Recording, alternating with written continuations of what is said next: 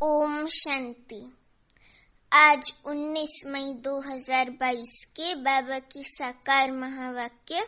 बाबा कहते, मीठे बच्चे, इस समय इस भारत को श्रीमत की दरकार है। श्रीमत से ही कौड़ी जैसा भारत हीरे जैसा बनेगा। सबकी गति सदगति होगी। अभी प्रश्न है, सर्वशक्तिवान बाप में कौन सी शक्ति है जो मनुष्यों में नहीं?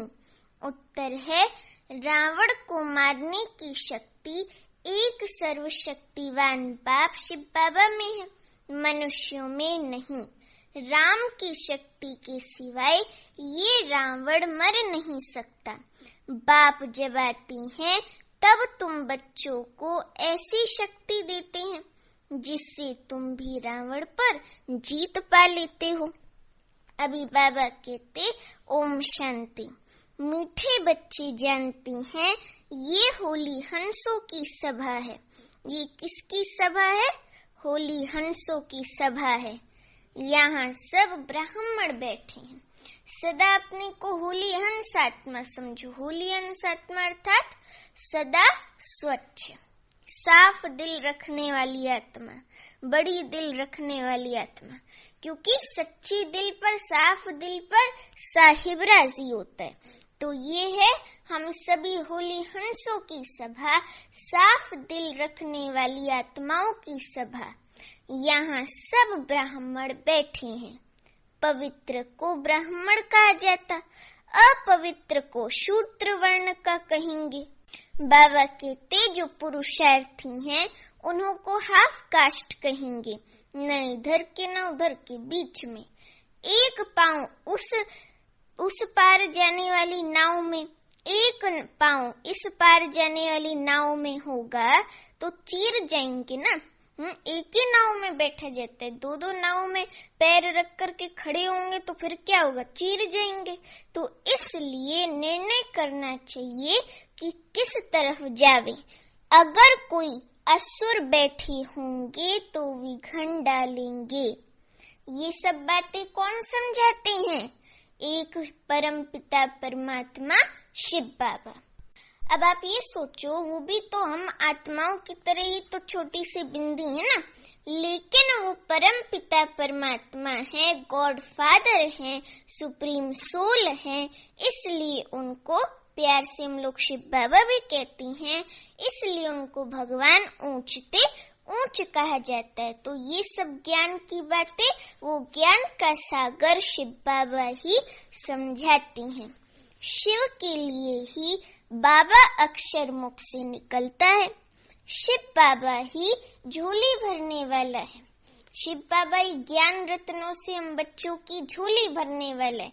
ज्ञान रत्नों से झोली भरना कहो अथवा वर्षा देना कहो, वर्षा और झोली भरना ये कार्य एक बाबा ही करते हैं, परम पिता परमात्मा शिव बाबा।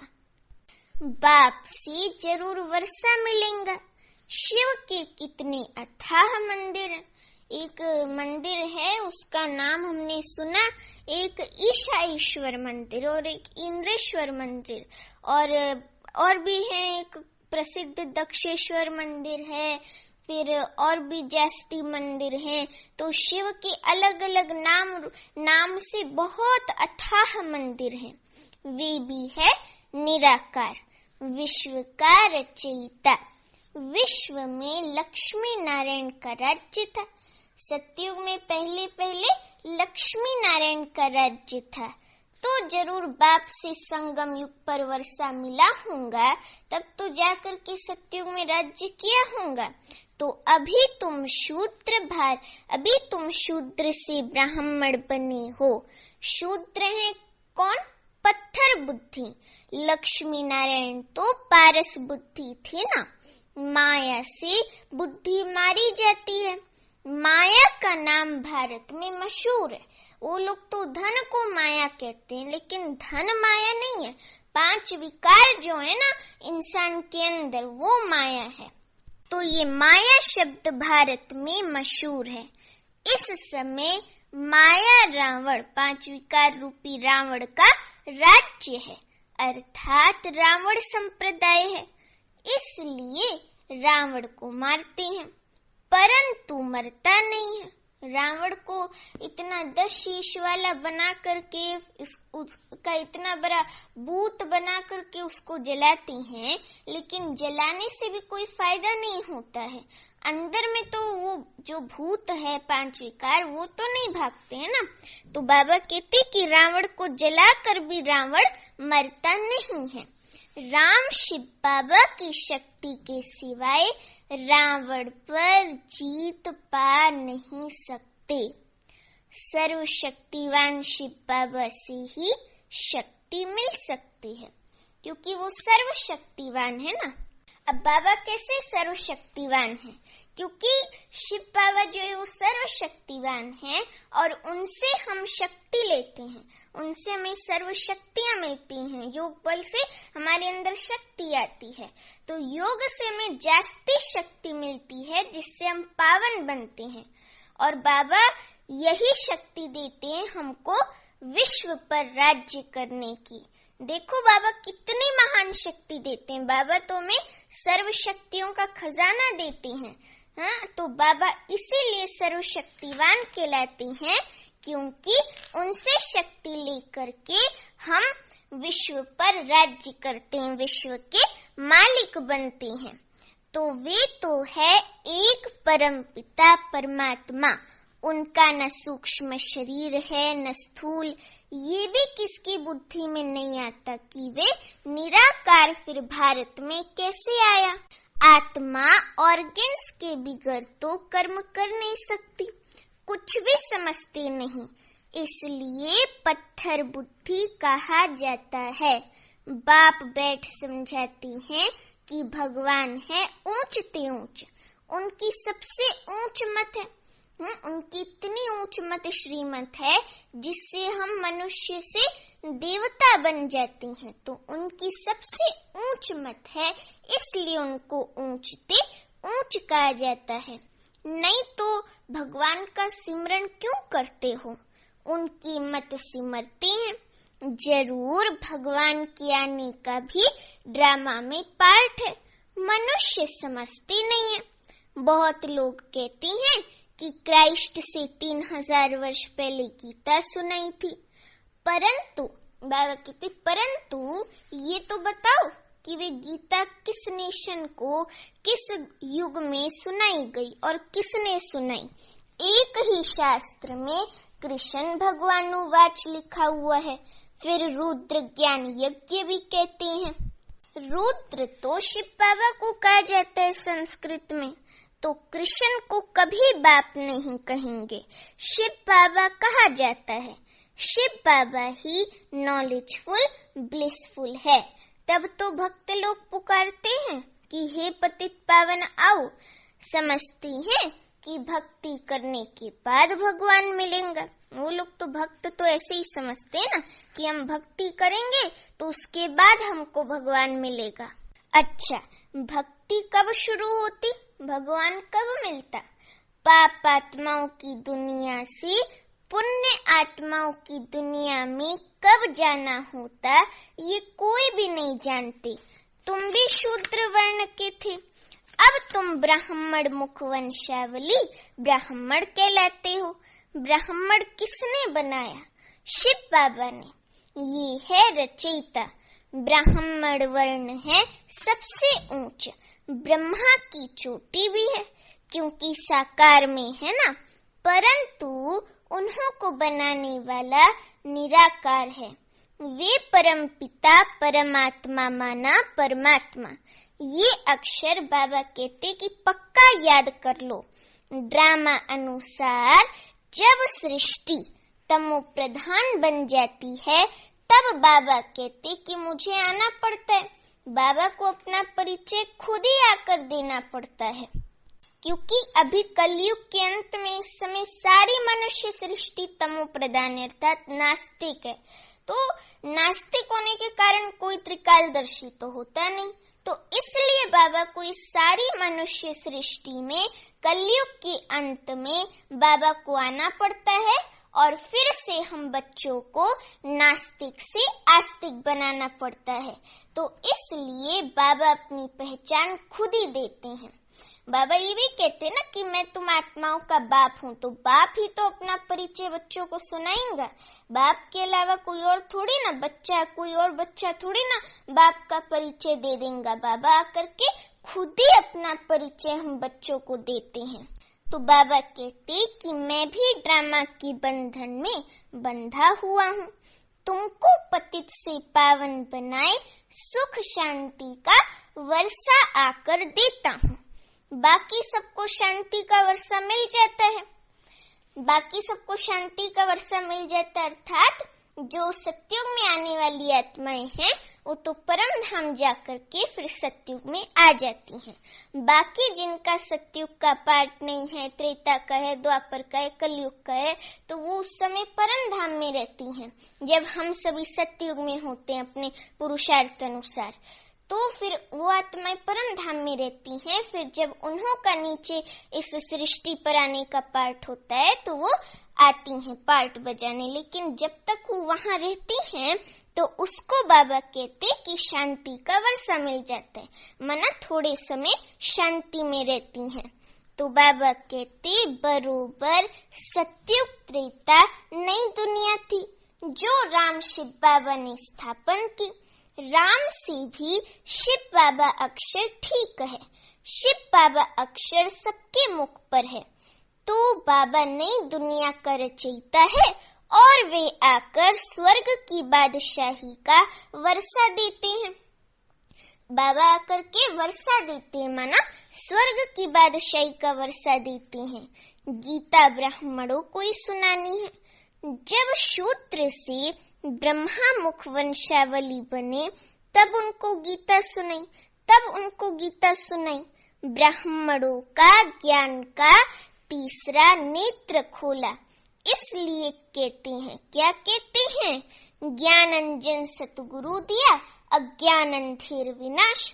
माना सतगुरु, गुरुओं का गुरु सतगुरु बाप कलयुग के अंत संगम युग पर आया और उन्होंने ज्ञान अंजन दिया। ये जो बाबा का ज्ञान है ना, ये श्रीमत है ना, ये हमारे लिए अंजन है। तो बाबा ने ज्ञान अंजन दिया और जिससे कि हमारे मन का और सब अज्ञान अंधेर विनाश हो गया। तो बच्चे कहते हैं बाबा नरक जैसी दुनिया से अब हमको स्वर्ग में ले चलो। एक गीत भी है ना कि पाप की दुनिया से अब और कहीं ले चल, चित चैन जहाँ पाए ले चल तू वहीं ले चल। तो ये है शिव भगवानुवाच, शिवाचार्य वाच। बाबा अपने को कहते शिवाचार्य, तो बाबा कहते ये है शिव भगवानुवाच, शिवाचार्य वाच। शिवाचार्य शिव बाबा बेहद का संन्यास सिखलाते हैं कि कैसे गृहस्थ व्यवहार में रहते भी हद से परे बेहद में।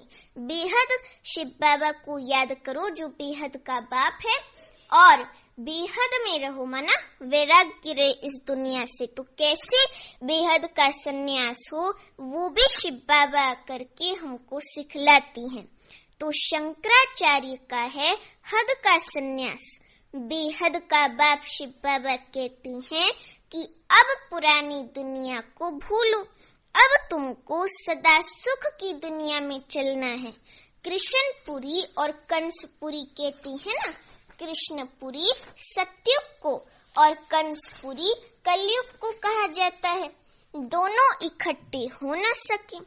सतयुग में फिर कंस कहाँ से आया? सतयुग में तो देवताओं का राज्य था। सतयुग तो देवताओं की दुनिया है, तो वहाँ कंस कहाँ से आया? बुद्धि से काम लेना चाहिए ना। अब बाप खुद आया है स्वर्ग का अथाह सुख देने। तो बाबा कहती हैं इस अंतिम जन्म में जो पढ़े वे पढ़े, फिर तो राजा स्थापन हो जाती है। बाप ही आकर शूद्र से ब्राह्मण सो देवता बनाते हैं। वो लोग हिंदू को क्रिश्चियन या बौद्धी बनाएंगे, परंतु ये कभी सुना कि शूद्र वर्ण को ब्राह्मण वर्ण बनाया? ये तो शिव बाबा का ही काम है, ये तो एक बाबा का ही काम है। वही गुरुओं का गुरु सदगुरु आकर के हमारी ऐसी सदगति कर सकते हैं। हमको मनुष्य से देवता, शूद्र वर्ण से ब्राह्मण वर्ण में बाबा ही कन्वर्ट कर सकते हैं। शिव बाबा ही वो ही ब्राह्मणों को फिर देवता बनाते हैं। हर एक अपने से पूछे कि हम पहले किस धर्म में और किस वर्ण में थे, किस वर्ण के थे, गुरु कौन था, शास्त्र कौन सा पढ़ते थे, गुरु से क्या मंत्र मिला, फिर कब से शिव बाबा ने ब्रह्मा द्वारा ब्राह्मण वर्ण मिलाया, ये हर एक से लिखाना चाहिए।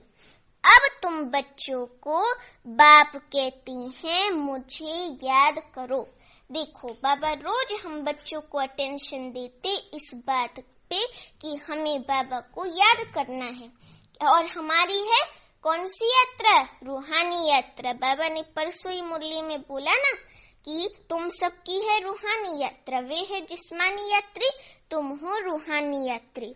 तुम घर बैठे भी तुम ये रूहानी यात्रा कर सकते हो, तो ये है वंडरफुल यात्रा। तो ये वंडरफुल यात्रा में हमें सदा रहना है। तो इसीलिए बाबा कहते कि अब तुम बच्चों को तो बाप कहते हैं मुझे याद करो। माया रावण ने तुम्हारी क्या दुर्दशा कर दी है। माया रावण 5 विकार ने हमें जकड़ करके हमारी दुर्दशा कर दी, हमें तमो प्रधान बना दिया द्वापर युग से। तो बाबा वही कहती कि माया रावण ने तुम्हारी क्या दुर्दशा कर दी। अब तुम बने हो कौन से संप्रदाय? रावण संप्रदाय से हम बने हैं ब्राह्मण संप्रदाय, फिर देवी संप्रदाय बनना है। तुम्हें निराकार परम पिता परमात्मा ने शूद्र से ब्राह्मण में कन्वर्ट किया है। बच्चों को हर एक से लिखाना चाहिए कि किस धर्म के थे और किसको पूजते थे, गुरु किया है या नहीं, फिर ब्राह्मण वर्ण में कौन ले आया। ये बाबा माना ब्रह्मा बाबा भी लिखेंगे कि हम हिंदू धर्म के कहलाते थे, गुरु बहुत किए। ब्रह्मा बाबा ने अपने लौकिक जीवन में 12 गुरु किए ना, तो बाबा कहते कि गुरु बहुत किए, शास्त्र बहुत पढ़े। बाबा बहुत शास्त्र वगैरह भी पढ़ते थे ना। गीता भी जब ब्रह्मा बाबा लौकिक जीवन में ट्रेन में चलते थे तो गीता पढ़ते थे, तो बहुत शास्त्र पढ़े। सिख धर्म वाले कहेंगे हम सिख धर्म के हैं। सिर्फ भारतवासियों को अपने देवी देवता धर्म का पता नहीं है। बाबा कहते ऐसे नहीं कि सिख धर्म वाले अपने को देवता कहलाएंगे, हर एक अपने को अपने धर्म वाला ही कहलाएंगे, क्योंकि इस समय तमो प्रधान पतित हो गए हैं, तो कोई भी अपने को देवता कहला नहीं सकता, सब अपने को अपने धर्म का ही कहलाएंगे।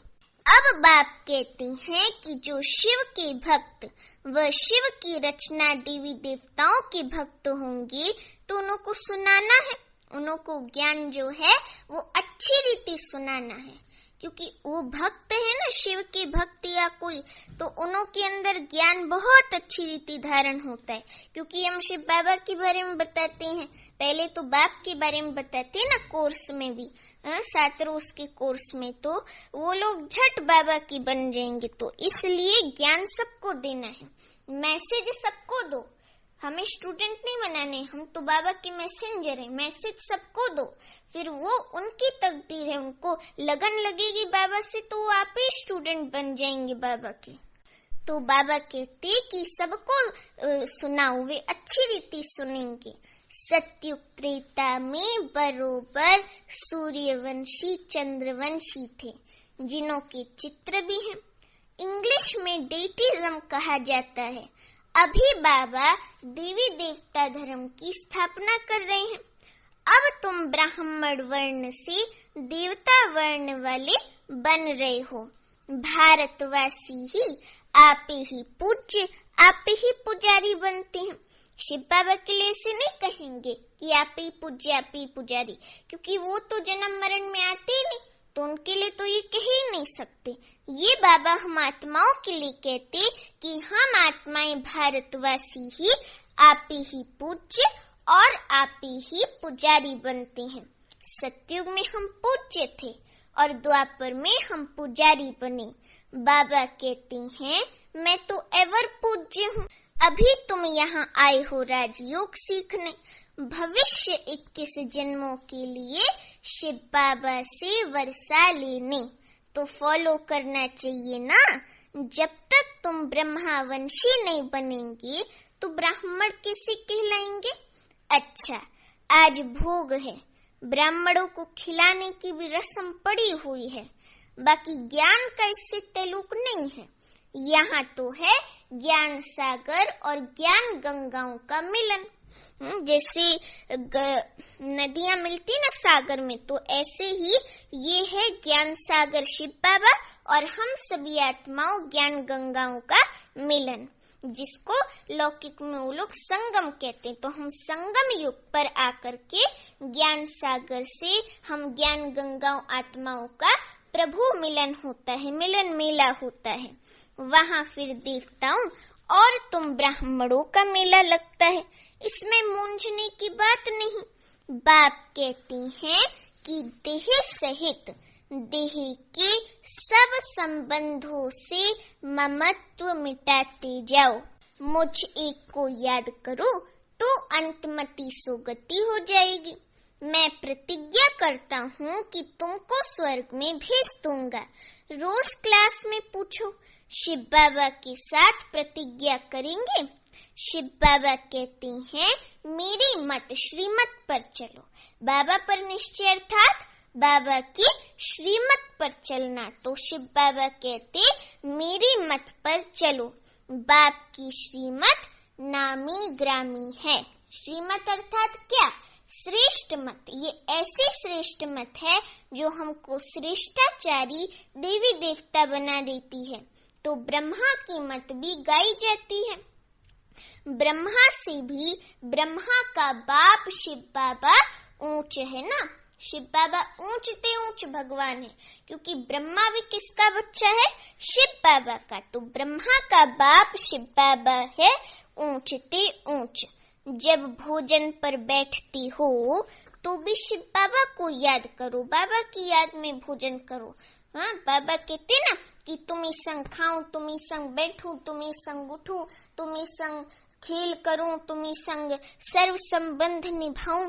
तो बाबा के संग ही सब कुछ करो, बाबा को ही अपना साथी बनाओ।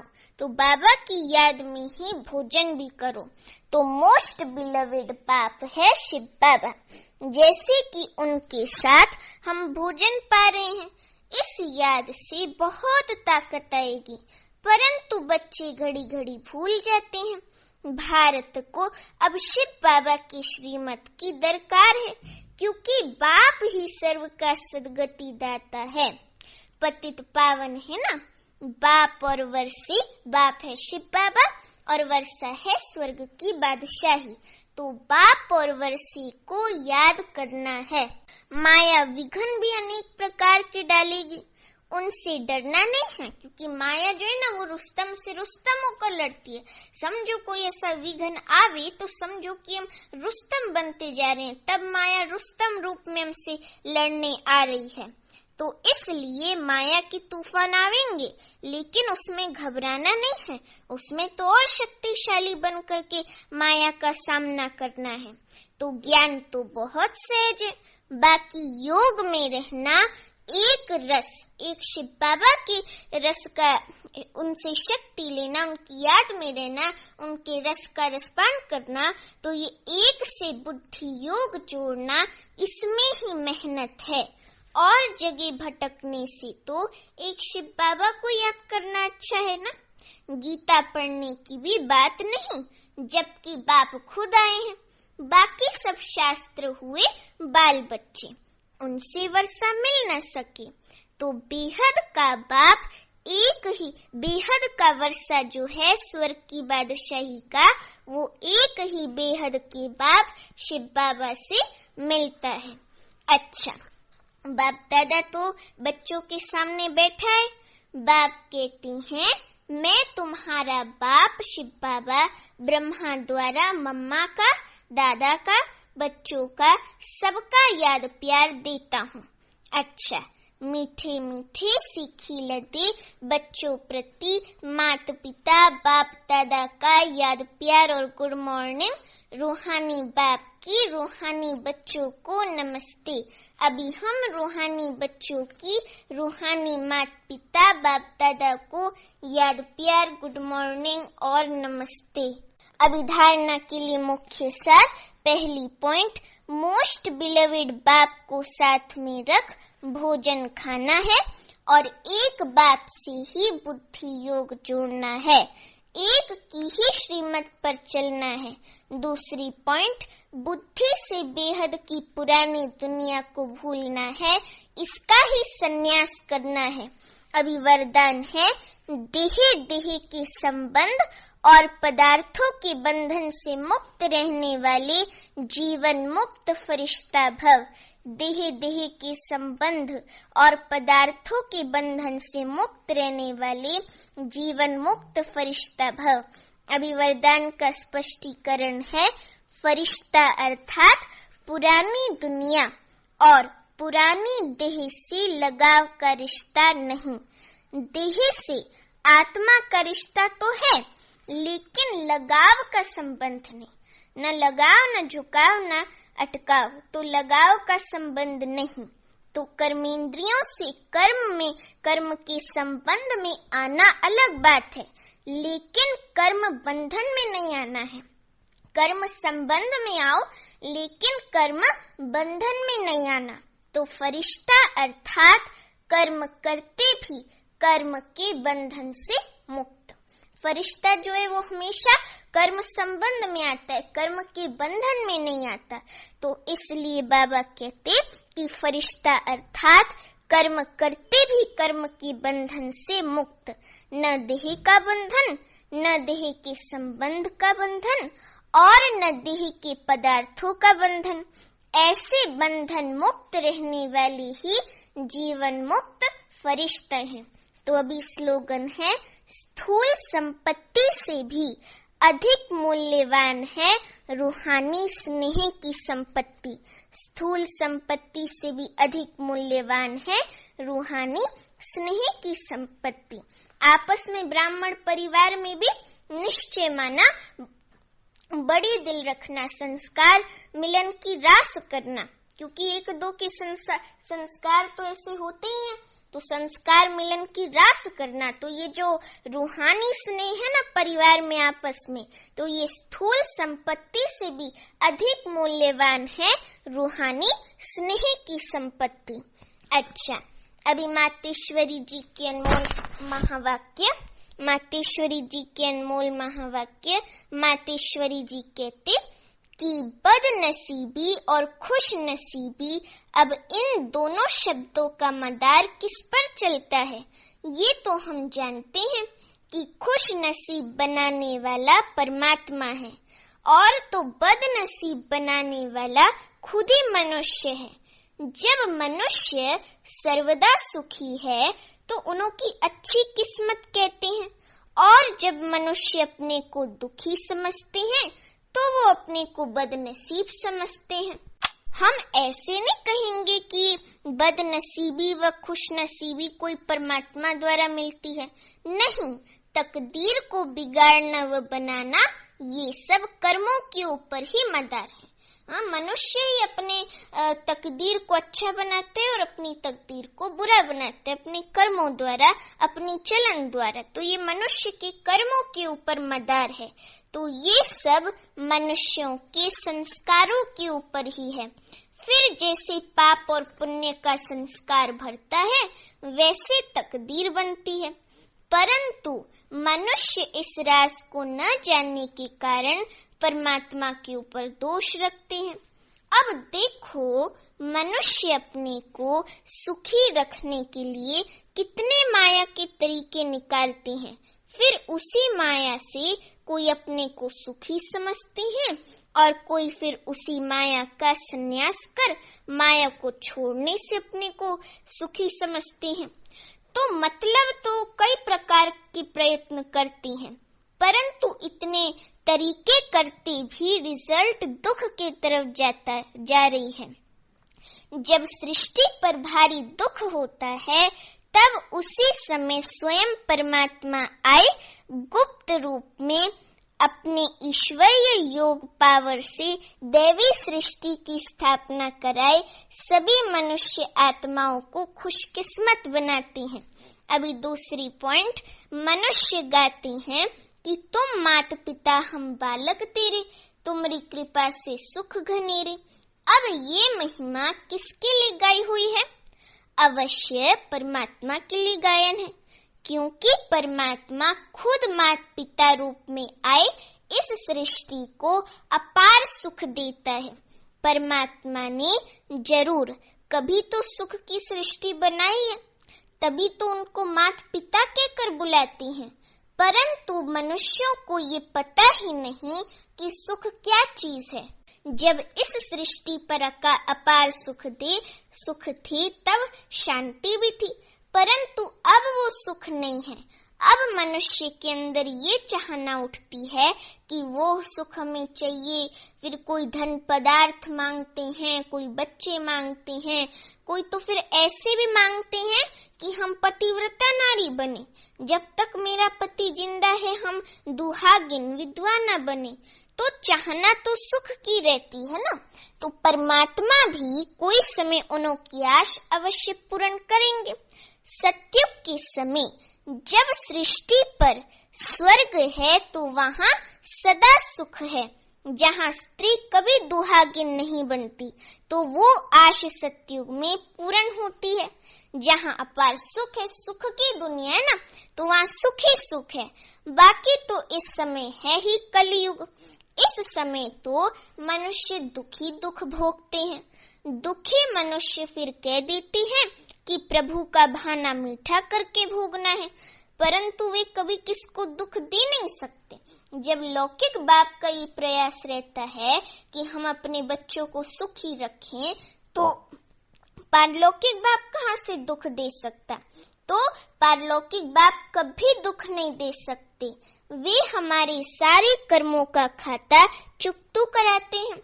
तभी हम कहते हैं कि तुम माता पिता हम बालक तेरे, तुम्हारी कृपा से सुख घनेरे। अच्छा, ओम शांति।